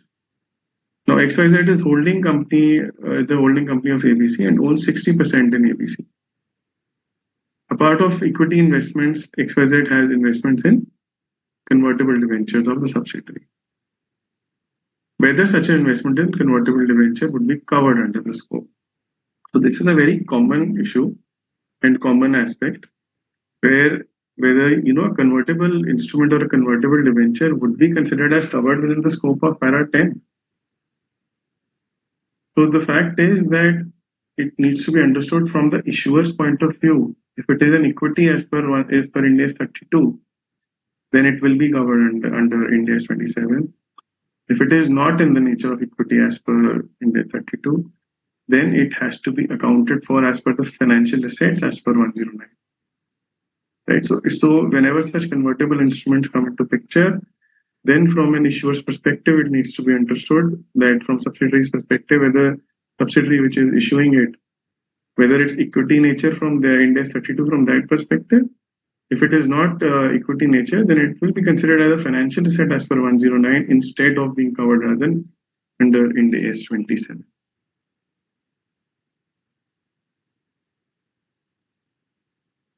So this is just a concept on acquisition related costs. So here what is happening is that what we are simply mentioning is a simple concept around acquisition related costs and how the treatment differs from an SFS to a CFS. In a separate financial statements, entity need not expense any acquisition related costs. Rather, they are included as part of the cost of the investment. But in CFS, while applying the business combination accounting, such acquisition-related costs are charged to the P&L. So this is again one small nuance which needs to be considered while what we are doing in SFS and what we are doing in CFS is a little different from an acquisition-related costs point of view. So we come to the disclosures. So then a parent elects not to prepare CFS and instead prepares SFS. What needs to be disclosed is fact that the financial statements are SFS, exemption from the consolidation has been used. Name and principal, place of business, country of incorporation of the entity whose CFS are being prepared, address where those CFS are obtainable, and list of significant investments in subsidiaries, JVs, associates, including name of those investees, principal, place, proportion of the ownership. So these disclosures will need to be given in SFS also, even if it's not preparing a CFS. So details like name of the investee, principal, place, proportion of ownership is very important for a user of an FS to understand that although there is some CFS exemption, but how many entities are there, what kind of entities are there. Parent or investor shall also disclose in its separate financial statements fact that the statements are SFS, list of significant investments in subsidiaries, JVs, and a description of the methods used to account for the investments. Right. So, yeah, with this, we come to the end of the session. So, I would like to just take 1 or 2 minutes to basically mention that accounting and considerations in SFS and CFS differ. But before accounting considerations, what needs to be understood is the nature. Control assessment in case of CFS is the most important criteria before you even move to accounting. Because sometimes we are so much focused on the accounting and the practical consolidation issues that we forget whether the first criteria or the control criteria and the control assessment has been correctly assessed or not. And similarly, from an SFS point of view, there are certain nuances around held for sale and around investment instruments which are convertible instruments, and so whether these should be actually be considered or not for the purposes of investment as per Ind AS 27. So I think with that, we are almost through with the session.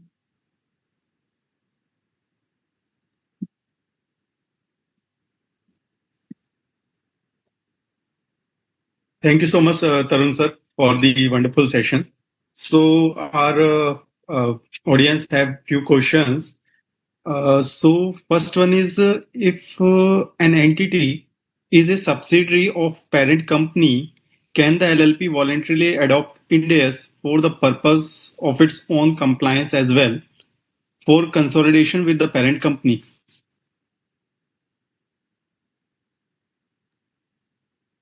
Sorry, I think I missed the question.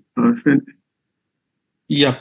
So first question is if an LLP is a subsidiary of a parent company, can the LLP voluntarily adopt Ind AS for the purpose of its own compliance as well as for the purpose of consolidation with parent company?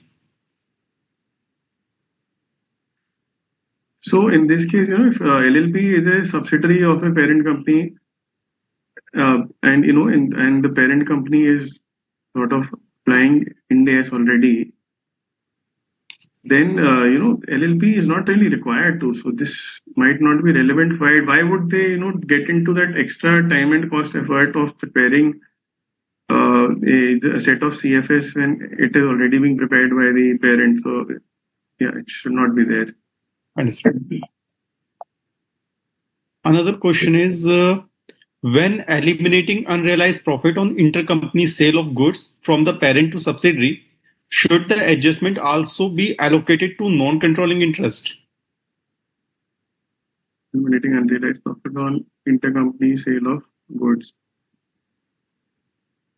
So see, there will be so whenever there is any intercompany elimination done, profit adjustment will be done to the inventory part, and then there will be some part which will be definitely going to that side.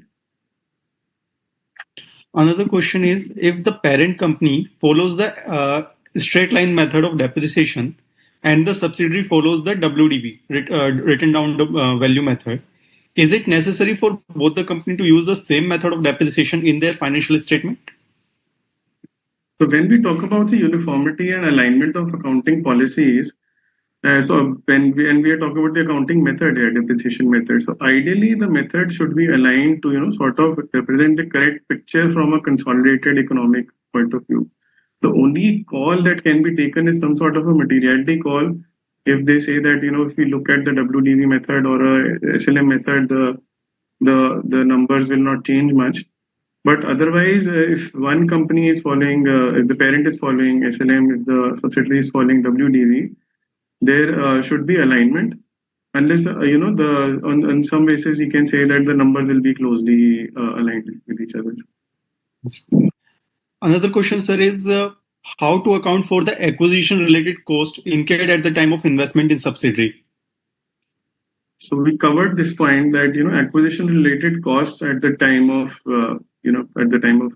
acquisition of a subsidiary. In the SFS, it is always included as part of the investment value. But in the consolidated financial statements, it is expensed off. So this should always be considered. Again, practically, if you ask me, then there are a lot of things that SFS they are capitalized, and CFS they say that we consider it not material. We do not want to reverse out. We do not want to create another adjustment entry.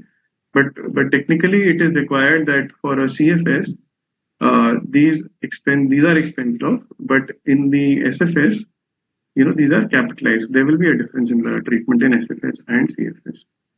Understand.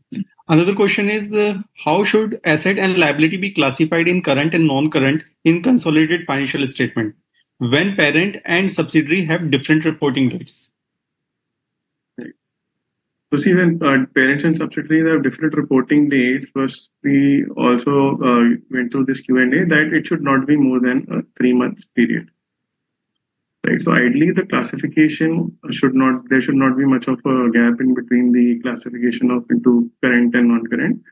What is important to understand is that the reporting date gap should not be more than 3 months. Last question, sir, is how should consolidation be approached if the parent and the subsidiary have different reporting dates? So I think that has already been covered. That the dates ideally there needs to be adjustment which needs to be made, and so the period should be something which is not more than 3 months. But even within the 3 months period, if there are certain important and significant adjustments, they should still be considered. They should still be made. It is not a blanket rule that if it is a period is less than 3 months, then no adjustments are made. Adjustments can be made based on judgment if there are certain significant adjustments, but the gap should not be more than 3 months. Understood. So there are no more questions. So I think, yep. So I think we are good to close. So I would like to extend my sincere gratitude to our esteemed speaker, Mr. Tarun Mathur sir, for their insightful contributions, for covering the topic with such depth and clarity.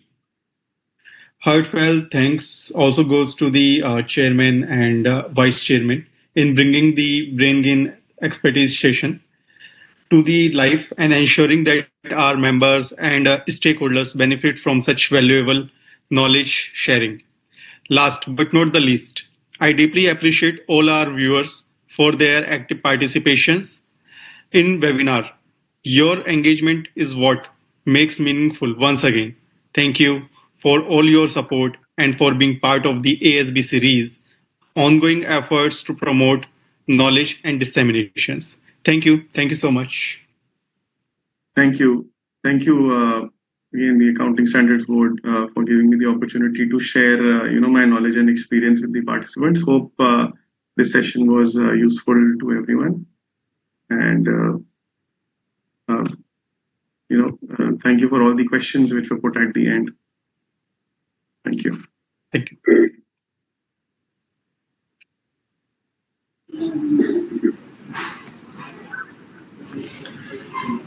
Yes, Sanket, you may end.